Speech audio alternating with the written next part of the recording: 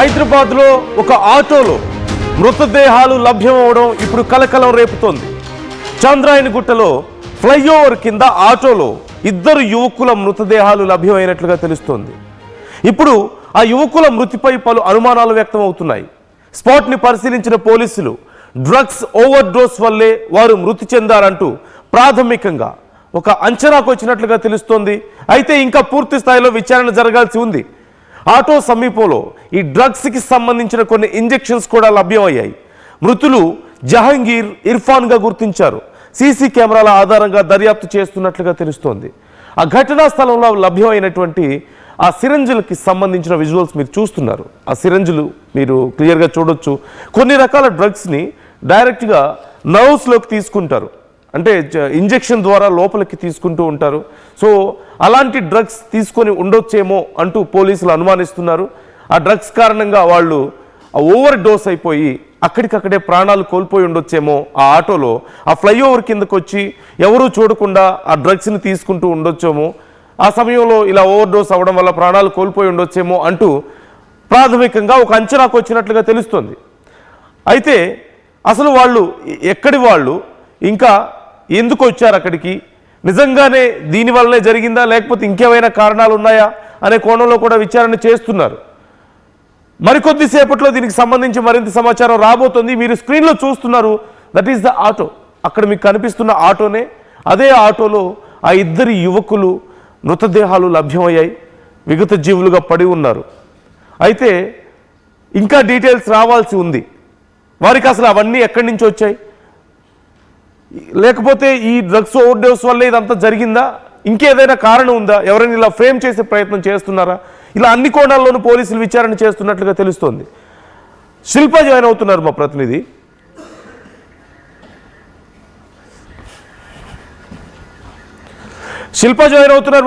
శిల్పాని అడిగి మరింత సమాచారం తెలుసుకుందాం. శిల్ప, అక్కడ కొన్ని సిరంజులు దొరికినట్లుగా తెలుస్తోంది, అలాగే డ్రగ్స్ ఓవర్ డోస్ అయి ఉండొచ్చు అంటూ అనుమానిస్తున్నట్లుగా తెలుస్తోంది. ఇదే రీజనా, ఇంకేమైనా కారణాలు కనిపిస్తున్నాయా, పోలీసులు ఏమంటున్నారు, అండ్ అసలు అక్కడ సిచ్యువేషన్ ఏంటి? రైట్, చంద్రాయణగుట్ట పోలీస్ స్టేషన్ పరిధిలో ఈ ఘటన అనేది చోటు చేసుకుంది. ప్యాసింజర్ ఆటోలో 2 అనుమానాస్పదటువంటి మృతదేహాలు లభ్యమయ్యాయి. వాళ్ళిద్దరు కూడా ఒక వేరు జహాంగీర్ 24 సంవత్సరాలు, ఇర్ఫాన్ 25, 2 వ్యక్తులు కూడా అనుమానాస్పదిలో మృతి చెందారు. దీనికి ప్రధానంగా ఏదైతే ఓవర్ డోస్ కారణంగానే మరణించారంటూ కూడా ప్రాథమికంగా నిర్ధారణకు వచ్చారు. అర్ధరాత్రి కావడంతో దానికి సంబంధించి రోడ్డు పైన ఆగున్నటువంటి వెహికల్లో 2 ఉండడంతో వెంటనే ఘటనా స్థలానికి పోలీసులు చేరుకున్నారు. చేరుకొని ప్రస్తుతం వాళ్లకు సంబంధించినటువంటి పోస్ట్ మార్టం నిర్వహించాక అక్కడ వచ్చినటువంటి రిపోర్ట్ల ఆధారంగా ముందుకెళ్లే అవకాశం అయితే స్పష్టంగా కనిపిస్తున్నది. ఇప్పటికే పోస్ట్ మార్టం కోసం మృతదేహాలని ఇటు ఉస్మానియా హాస్పిటల్కి తరలించారు. పోస్ట్ మార్టం రిపోర్ట్ వచ్చిన అనంతరము వాళ్ళు ఓవర్ డోస్ కారణంగా చనిపోయారా లేకుంటే ఇంకేదైనా అంటూ కూడా ఇప్పటికే పోలీసులు ఇన్వెస్టిగేట్ చేస్తున్నారు. ఇంకా వాళ్ళెవరు, వాళ్ళ కుటుంబ సభ్యులకు కూడా ప్రస్తుతం సమాచారం అందించారు. వాళ్ళు గతంలో ఏ విధంగా చేసేవారు, మద్యానికి బానిస అయినట్లు కూడా ప్రస్తుతం అయితే గుర్తించారు. ఇంకోవైపు ఆటోలో కొకైన్ కావచ్చు, ఏదైతే మత్తు మందులకు సంబంధించి మత్తు పదార్థాలు చాలా వరకు కూడా లభ్యమయ్యాయి. వాటి ఆధారంగా అక్కడ ఉన్నటువంటి ఫింగర్ ప్రింట్స్, అదేవిధంగా వాళ్ళకు సంబంధించినవి ఏదైతే రిపోర్ట్ వచ్చిన అనంతరం రెండింటిని కూడా క్రాస్ చెక్ చేయను. మొత్తం మీద ఒక్కసారిగా రాత్రి పూట ప్యాసింజర్ ఆటోలో 2 అనుమానాస్పద మృతదేహాలు లభ్యం కావడంతో ఒక్కసారిగా షాక్ గురైన ప్రస్తుతం దీనిపైన పోలీసులు కేసు నమోదు చేశారు. ఒకవైపు పోస్ట్ మార్టం అనేది కొనసాగుతుంది. పోస్ట్ మార్టం పూర్తయిన అనంతరం దీనిపైన రిపోర్ట్ వచ్చే అవకాశం వచ్చింది. రిపోర్ట్లో ప్రాథమికంగా మాత్రం ఓవర్ డోస్ కారణంగానే వాళ్ళు మరణించినట్లు కూడా గుర్తించారు. ఏమేమి తీసుకున్నారు, ఎలాంటి మత్తు పదార్థాలు తీసుకున్నారు, ఇప్పటికే ఆటోలో కొన్ని మత్తు పదార్థాలు లభ్యమయ్యాయి, ఇంకా ఏమేమి తీసుకున్నారు, ఎప్పటి నుండి సేవించేవారని కూడా వాళ్ళకి సంబంధించిన ఫ్రెండ్స్ని కావచ్చు వాళ్ళ ఫోన్లు ప్రస్తుతం పోలీసులు స్వాధీనం చేసుకున్నారు.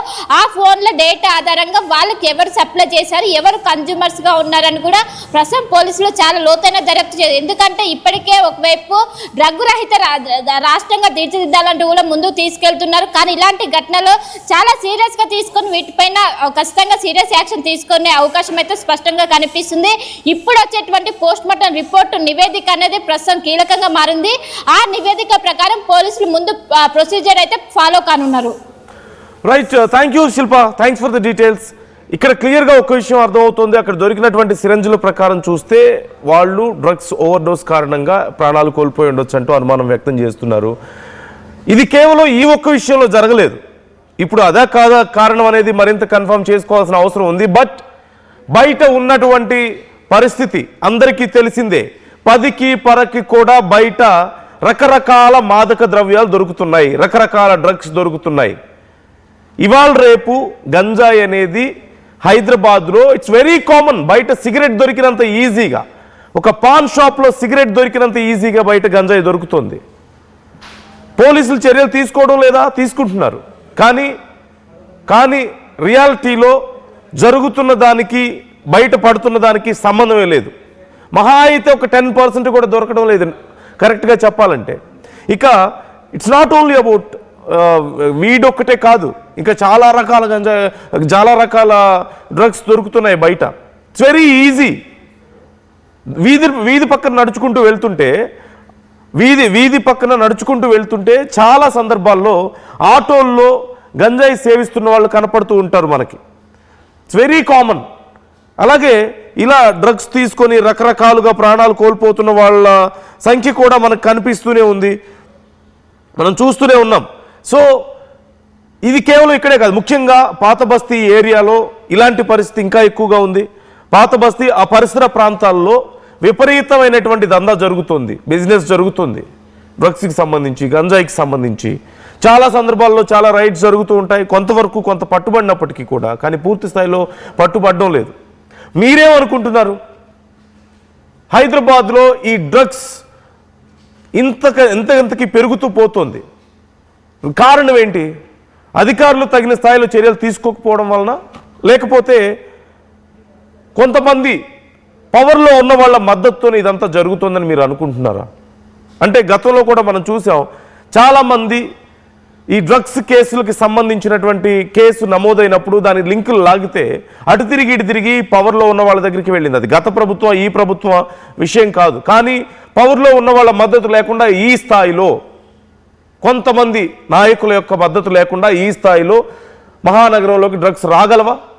హైదరాబాద్లో ఇతర రాష్ట్రాల నుంచి మరి పోలీసులు వచ్చి ఇక్కడ ఆపరేషన్స్ చేసి కొన్ని వందల వేల కిలోలకి సంబంధించిన డ్రగ్స్ తయారు చేయగలిగేటువంటి ముడి పదార్థాలను వాళ్ళు స్వాధీనం చేసుకున్నారు. ఒక పెద్ద డ్రగ్స్ పెడ్లర్ ముఠానే బయట పెట్టారు, ఒక సెంటర్ని బయట పెట్టారు, డ్రగ్స్ తయారు చేసేటువంటి సెంటర్, ఒక ఫ్యాక్టరీ ఒక మాటలో చెప్పాలంటే.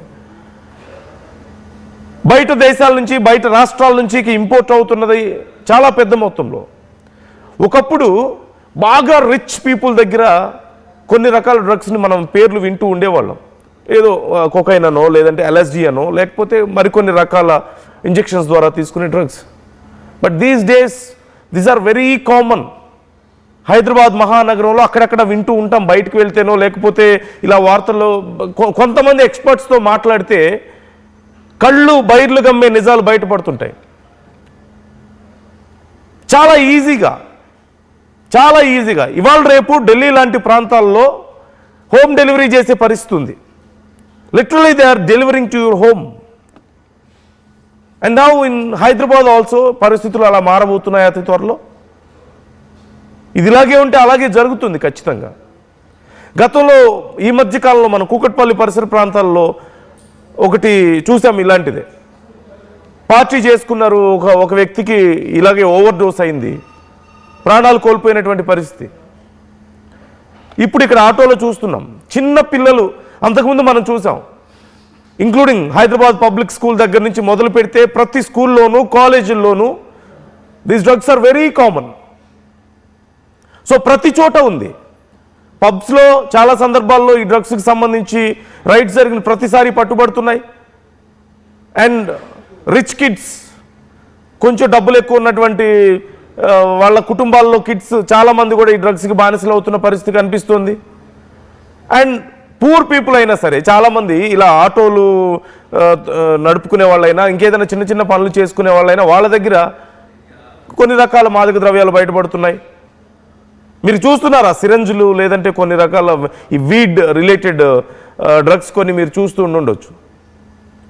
ఇవి తక్కువ కాస్ట్లో ఉంటాయి, లభ్యమవుతూ ఉంటాయి. సో అన్ని వర్గాల దగ్గర, స్కూల్లో పిల్లల దగ్గర ఉంటున్నాయి, పెద్ద పెద్ద పార్టీల్లోనూ పబ్స్లోనూ, ఇలా తక్కువ ఖర్చులోనూ చిన్న చిన్న బాగా స్లమ్స్లోకి వెళ్ళినా సరే అక్కడ కూడా కొన్ని రకాల డ్రగ్స్ దొరుకుతూనే ఉంటాయి. సో ఎక్కడ లేదు, ఇది ప్రతి చోట ఉంది. ఎంతోమంది వీటికి బలవుతున్నారు. బయటకు వచ్చేవి అతి తక్కువే, బయటికి రాని ఇంకే ఉన్నాయి.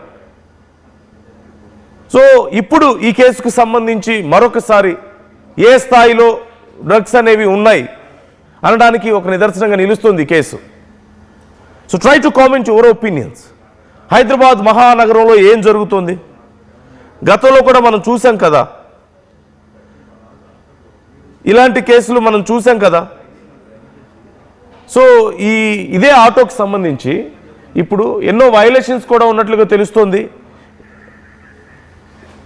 ఈ ఆటో ఇప్పుడు వీళ్ళు ఎవరైతే ఇద్దరు ప్రాణాలు కోల్పోయి ఆటోలో పడిపోయి ఉన్నారో, ఈ ఆటో మీద గతంలో, can you just freeze it, ఒకసారి ఆ నంబర్ మనం చూపిద్దాం. యా, సో ఆ ఆటోకి సంబంధించి కూడా కొన్ని వైలేషన్స్ కూడా ఉన్నట్లుగా తెలుస్తోంది. ట్రాఫిక్ చలాన్స్ పెద్ద ఎత్తున ఉన్నట్లుగా తెలుస్తోంది. ఇదిగో ఇక్కడ మీరు చూస్తున్నారు, TS10UC3517 ఆటో నంబర్. చలాన్స్ కొన్ని పెండింగ్లో ఉన్నాయి. అయితే ఇక్కడ రీజన్స్ చూడండి ఒకసారి. Causing obstruction to free flow of traffic at free left, అంటే లెఫ్ట్ సైడ్ ట్రాఫిక్ని ఆపడం ఒకటి. No stopping or standing, signal పడితే ఆగడం లాంటివి లేదు. అలాగే పైలటింగ్ విత్ డ్రైవర్. సో ఇలా కొన్ని పెండింగ్ కూడా ఉన్నట్లుగా తెలుస్తుంది. అంటే నిర్లక్ష్యపు ధోరణిలో ఉన్నారు అనేది క్లియర్గా కనపడుతుంది. అట్ ద సేమ్ టైం ఇప్పుడు ఆ సిరంజులు దొరకడం కానీ ఇవన్నీ కూడా మనం చూస్తూనే ఉన్నాం. 14th Feb నుంచి ఇవి పెండింగ్లో ఉన్నట్లుగా కనపడుతుంది. అంటే ఆల్మోస్ట్ 2 years గడుస్తుంది. నవంబర్ 29, 2025లో కూడా ఒక చలాన్ కనిపిస్తుంది. సో మొన్న జరిగిందే, November 29, 2025. It's just been 3 days, 3 to 4 days అంతే. 4 రోజుల క్రితం కూడా ఒక చలాన్ పడింది ఆటో మీద. సో నిర్లక్ష్యపు డ్రైవింగ్ కనిపిస్తుంది. కొన్ని మరోవైపు ఇలా డ్రగ్స్కి సంబంధించిన ఆనవాళ్లు కనిపిస్తున్నాయి. పోలీసులు ఇంకొంచెం కఠినంగా ఉండాలి. చాలామంది ఈ విషయంలో కూడా చాలా ఇంపార్టెంట్. చాలామంది నిర్లక్ష్యంగా డ్రైవ్ చేస్తున్నటువంటి ఆటో డ్రైవర్స్ కానివ్వండి, లేదంటే కొన్ని ప్రైవేట్ ట్రావెల్స్ బస్సులే అవనివ్వండి, లేదంటే కొన్ని లారీస్, టిప్పర్స్. ఈరోజు చూసాం ఎంత పెద్ద యాక్సిడెంట్ కారణమైందో టిప్పర్ హైదరాబాద్లోనే. ఒక బస్సుని, లారీని, కార్ని ఒకేసారి గుద్దేసి తర్వాత డివైడర్ని బద్దలు కొట్టుకొని మరి వెళ్ళిపోయింది. సో వీళ్ళలో చాలామంది మద్యం తాగి డ్రైవ్ చేయడము, లేదంటే ఇలాంటి డ్రగ్స్కి ఇన్ఫ్లుయెన్స్ అవ్వడం కానీ చూస్తూనే ఉన్నాం. ఇది కేవలం ఇక్కడే కాదు, డ్రగ్స్కి ఇన్ఫ్లుయెన్స్ అయ్యి డ్రగ్స్ ఇన్ఫ్లుయెన్స్లో ఉండి ఇలాంటి యాక్సిడెంట్స్ కారణం అవుతున్న వాళ్ళు అనేక మంది. యుఎస్ దగ్గర నుంచి మొదలు పెడితే అన్ని చోట్ల ఇలాంటి యాక్సిడెంట్స్ జరుగుతూనే ఉన్నాయి. And we should be more careful ఇలాంటి విషయాల్లో. So try to comment your opinions. మీరేమనుకుంటున్నారు? హైదరాబాద్ మహానగరంలో డ్రగ్స్ విచ్చలవిడిగా దొరకడం పట్ల ఎలాంటి చర్యలు తీసుకోవాల్సిన అవసరం ఉంది? అప్పుడప్పుడు మనం వార్తలు వింటూ ఉంటాం, అధికారులు